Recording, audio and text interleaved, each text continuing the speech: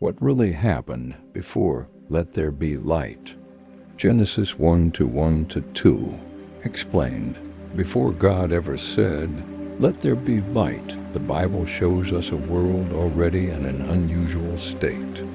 Not beauty, not order, but darkness. In the beginning, God created the heaven and the earth was without form and void, and darkness was upon the face of the deep. Genesis 1:1-2. This verse reveals three conditions that immediately raise questions. 1. Without form, which can also mean disorder or lack of structure. 2. Void, which can mean emptiness, chaos, or confusion. 3. Darkness, covering the face of the deep. How did the earth end up like this? When did disorder replace order? Why was creation empty before it was filled? And how did darkness exist before God ever said, "Let there be light"? These are not small questions. They sit at the very foundation of the Bible. Scripture is clear about God's nature that none of these situations could possibly have come from him. In 1 Corinthians 14:40, it says, "Let all things be done decently and in order."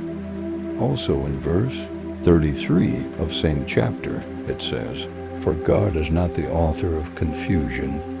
1 John 1:5, "God is light, and in him is no darkness at all." If disorder is not in God, if confusion does not come from God, if darkness does not exist in God, then where did these conditions come from? Genesis does not say God created the earth in chaos. It simply says the earth was without form, void, and covered in darkness. That wording suggests something happened before the restoration began. Jesus makes a revealing statement. He said, "I saw Satan fall like lightning from heaven." Luke 10:18. Do you know that fall occurred before Satan appears in the Garden of Eden? Meaning Satan was already in existence and already fallen before Adam ever sinned. So we must ask, if there was no world before Adam, where did Satan come from to possess the serpent and tempt Eve? The book of Ezekiel describes Lucifer before his fall, not as evil, but as a created being who later became corrupt. This tells us rebellion did not begin with man. It began earlier. Could Satan's fall have affected creation itself?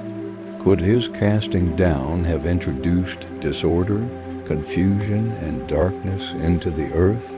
Could Genesis 1-2 be describing the condition of a world after rebellion but before restoration?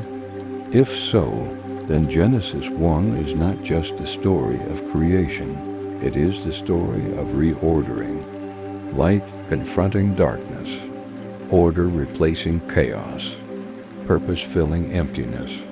The Bible does not force this conclusion, but it clearly allows the question. And that question changes how we read the opening lines of Scripture.